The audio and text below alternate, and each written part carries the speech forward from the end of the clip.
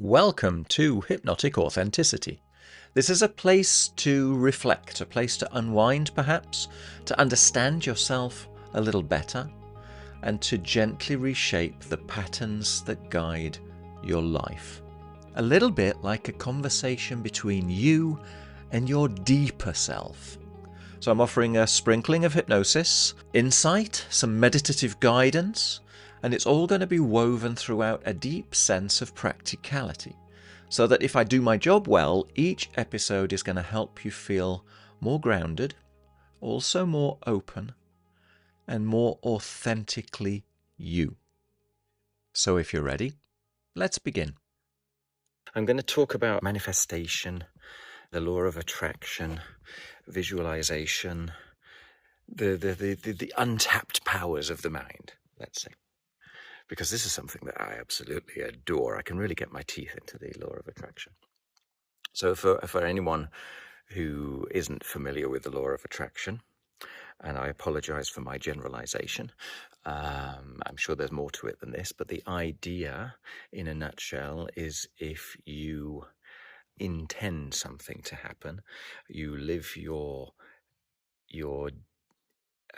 present moment existence as if it's already happening, you align your emotions to the fact that you are already living in that world of your intention, then the universe will provide. That's basically the law of attraction. Okay, so you attract into your life what you want. And this is incredibly seductive as a story, because basically it takes away our personal responsibility. The only thing that we really need to do is to want it very, very hard. And there are some serious psychological flaws with that.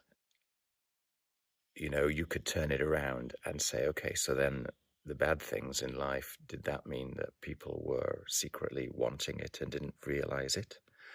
Clearly not the case. Another one which is kind of amusing are these people who are absolutely infatuated with celebrities, okay, to the point of wanting to go and break into their house and theoretically marry them. So if they were examples of the law of attraction, then presumably these celebrities would all swoon for them and they would indeed be married. Also nonsensical, okay? Stuff happens in the world all the time, is what I'm trying to say. And it's, broadly speaking, outside of our control. The system is a massively multivariable system, the universe. And we're a tiny speck on a tiny speck on a tiny speck with a thought process inside of our head that gives us significance and says to us we are, I don't know, you would have to say you were kind of omnipotent to get to that level. I think, therefore, the world delivers. That's very seductive, but personally, I don't think it's true. Even though I've had experiences where you could say that the law of attraction was in place. Because let's be honest, if the world is a massively multivariable system, stuff's going to happen all the time that I couldn't have predicted. And that means, much like the monkey, if it throws enough darts, can hit treble 23 times in a row, things are going to occur that we can then, because we're a pattern matching organism, we can then look at the expectations and the story that we had behind something and draw a conclusion on it, which is significant to us, but which is necessarily true. Having said all that, there's something fabulous about the law of attraction if you follow it in the right way. So for me, the law of attraction is actually a law of getting out of your own story and permitting yourself to see the opportunities that are all around you. So even if the end result of the law of attraction story I disagree with, I think if you follow the mechanism, you can indeed create the successes that you are looking for, because you change the fixed ideas inside your head. So I, with all my heart and soul, want to run a $1 million global industry, as a simple example. But I'm a guy on my own in the middle of Utah, living on my ranch. If I look around myself and I see the opportunities that present, and the sand and the couple of horses and the chickens, the idea that I could run a multi-billion-dollar global industry seems a bit of a stretch, okay? My stories running inside my head are going to tell me to get real and wake up. If that same person really gets into the imaginary thought process of, in intricate detail, of what it feels like to live that life, disregarding the reality that they are living with in those moments when they choose to build that imaginary vivification, it doesn't make it come true, but it opens the doors to your receptivity, so that if any opportunities present themselves, you notice. And if there are actions that you can take to make stepping stones to get yourself closer to there, you take them. So for me, vividly imagining something, even knowing that it's not occurring today, creates the permissiveness inside of you to take the actions which are necessary, because rather than it feel like it's something which is so far away from reality it sounds absurd, you are acclimatizing yourself to this idea.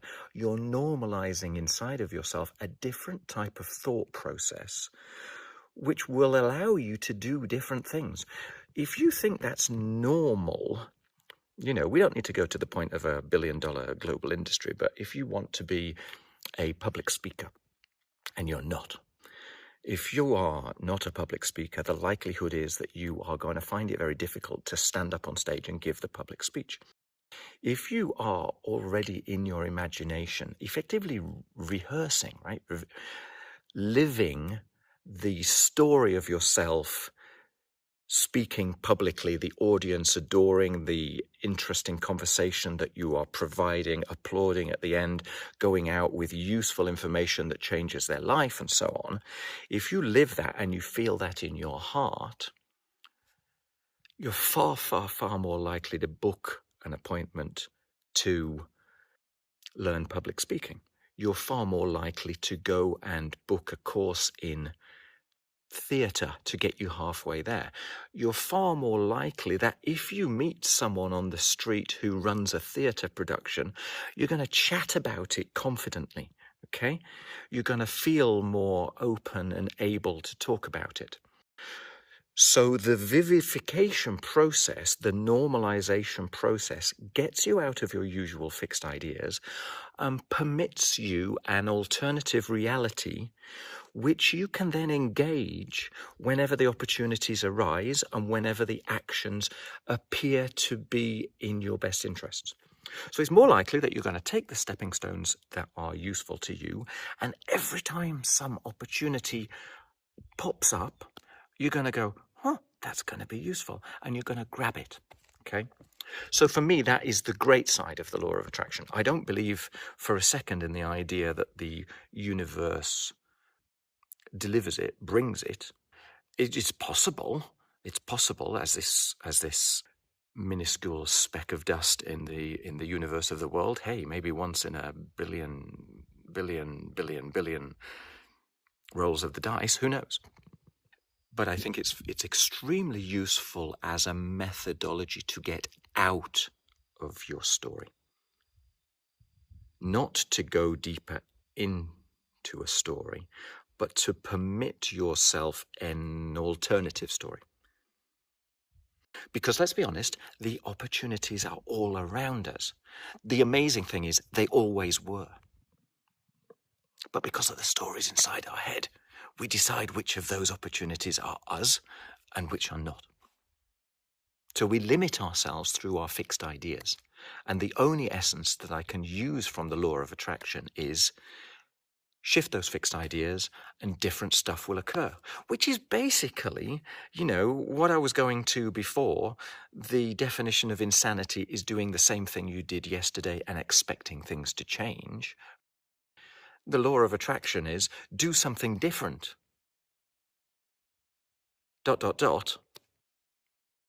Stuff will change. So I hope that's useful. Yeah, I'm trying to put an element of rationality into the woo-woo. Okay, I don't want to dismiss the woo-woo because clearly, experientially, people believe it, and it's very useful that they believe it, even if it's not necessarily correct in the reasoning that they think it's correct. And hey, who am I to say? Okay, ultimately, everything that I've told you is the story running inside of my head, and it's no better than the story running inside of your head. But I find it great to understand the process and therefore the hooks behind it, because then I can engage those hooks. Yeah, it's a way of bringing more flexibility to my thoughts and my actions. And if I can transmit that to you, then I hope that's useful. There you go. I think that's enough on the law of attraction. I'm sure I've missed out a whole lot on there because there are reams and reams of books and videos out there on that. And I'm sure there are people out there that will swear blind that the law of attraction is a thing. And you're welcome to your perception. I just have my perception, which is slightly elsewhere. Thank you for joining me today. I hope you enjoyed the episode. If it resonates with you, then follow my podcast. I would also personally be really grateful if you might wish to leave a quick rating. It genuinely helps others to discover the podcast. If you personally would like more guided meditations, you want some deeper insights, you'll find all my links in the description. If you prefer a more visual boost, then you might want to check out my YouTube channel called Authentic Life Hypnosis. And if you're looking to do some deeper work that goes beyond one-way audio, then obviously you're very welcome to reach out. Equally, if you have any questions, I'm here to help. Thank you for listening, and I'll see you in the next episode.